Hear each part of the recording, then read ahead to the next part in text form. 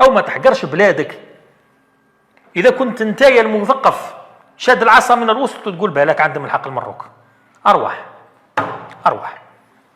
الملاعب، هذه كرة قدم.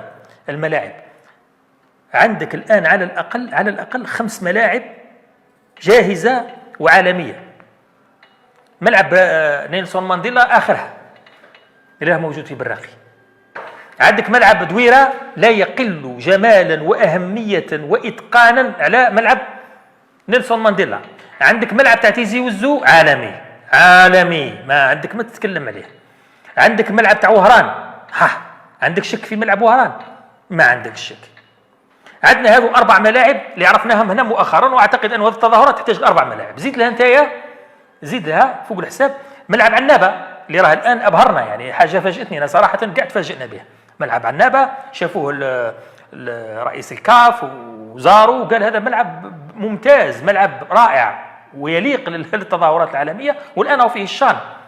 بالاضافه الى المشاريع اللي راها تفتحت لاعداد ملاعب اخرى في ورقله وفي بشار وفي هذه. نتكلموا على الناس هذول راهم ينافسوا فينا في علاش تشك في بلادك؟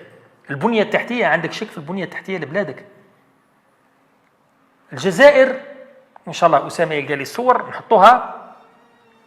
عندنا مثلا نعطيك مثال المترو الانفاق اللي تحت الارض، شبكه تاع مترو الانفاق تحت الارض، ربما ان شاء الله في الاعداد القادمه نروحوا نزوروها.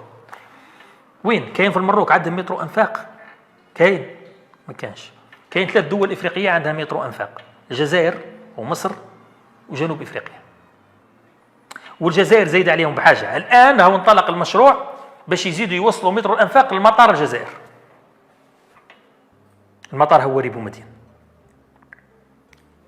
الترامواي عندنا ترامواي في تقريبا في اغلب المدن الكبرى موجود، يعني المدن الكبيره وفيها كثافه سكانيه عندهم ترامواي. الطرق، انا نتكلم على البنيه التحتيه، طرق، شبكه تاع طرق.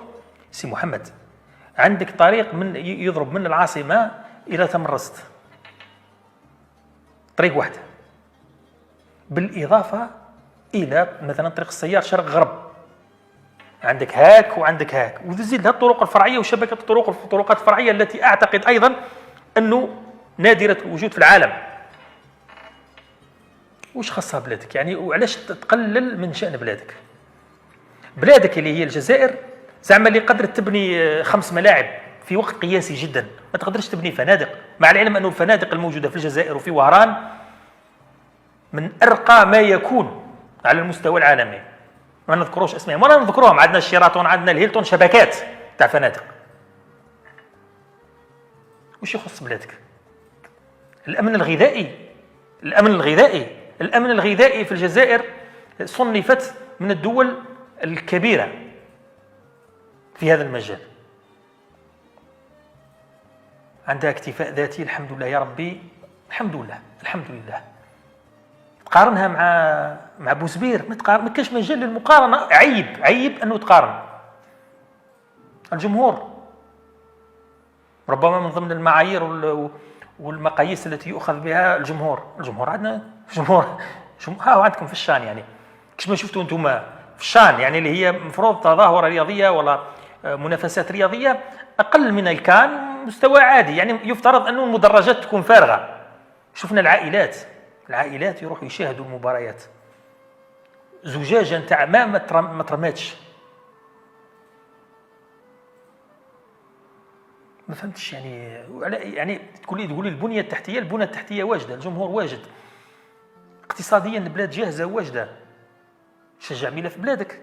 سيد التأييد العالمي ولا التأييد الدولي أن الجزائر تنظم الكان موجود، تأييد كبير وواسع.